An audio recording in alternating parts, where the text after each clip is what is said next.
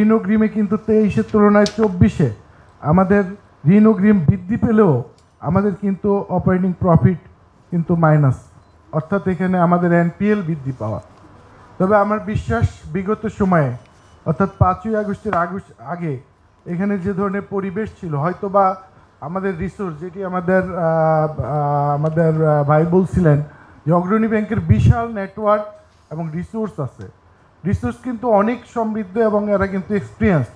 হয়তো তারা বিগত বোর্ডের বিভিন্ন চাপ নির্দেশনায় কিন্তু ফ্রিলি কাজ করতে না পারার কারণে ইচ্ছাকৃত হোক অনিচ্ছাকৃত অনেক ধরনের ঋণ অ্যাডভান্সে আমরা জড়াই যাওয়ার কারণে যেগুলো সিকিউরড না, সিকিউরড লোন আমরা দিয়ে ফেলছি, সেগুলো রিকভারি করতে না পারার কারণে এনপিএল বৃদ্ধি পাচ্ছে। এনপিএল বৃদ্ধি পাওয়ার কারণে অপারেটিং কস্ট, আমাদের অপারেটিং নেট প্রফিট যেটা, সেটা কমে গেছে, কিন্তু আমাদের লোন অ্যাডভান্স বাড়ছে, অর্থাৎ এখানে কিছু ইনজুরি আছে।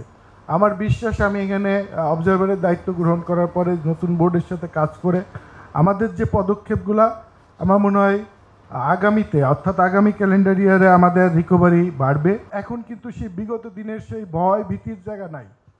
আরেকটা কাজ আমরা যেটা আজকে দেখলাম আমাদের সিনিয়র ম্যানেজমেন্ট টিমের যে একটা রিপোর্টে, যে আমাদের মামলা আছে কতগুলা, যেগুলা মামলা হয়েছে যে ঋণ খেলাপি তাদের পাসপোর্ট আটকের জন্য আমরা আদালতের মাধ্যমে এবং স্বরাষ্ট্র মন্ত্রণালয়ের মাধ্যমে, কারণ সব পলাতক কিন্তু এখনও দেশের মধ্যেও আছে, দেশের বাইরেও কিন্তু যেতে পারে নাই অনেকে, সুতরাং পাসপোর্টগুলো আমাদের আগে আটক করতে হবে। এই জায়গাগুলোকে অ্যাড্রেস করলে আমার মনে হয় আমাদের রিকভারি ভালো হবে।